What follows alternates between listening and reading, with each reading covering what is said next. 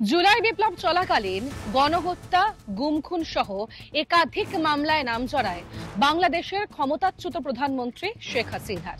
তারপর তাকে যেভাবেই হোক দেশে ফিরিয়ে এনে বিচারের মুখোমুখি এবং তার পাশাপাশি ফাঁসির মঞ্চে তোলার কথা বলে পরোক্ষভাবে ভারতকে চাপে ফেলার চেষ্টা করে চলেছে বাংলাদেশ।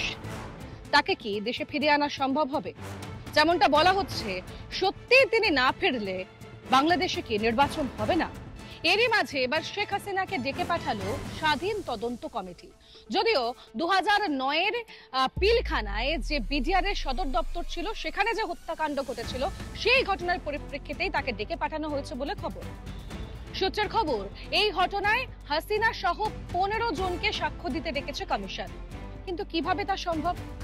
ইতিমধ্যে স্বাধীন তদন্ত কমিটি জানিয়েছে, সশরীরে হাজিরা না দিতে পারলেও অনলাইনে সাক্ষ্য দেওয়া যাবে।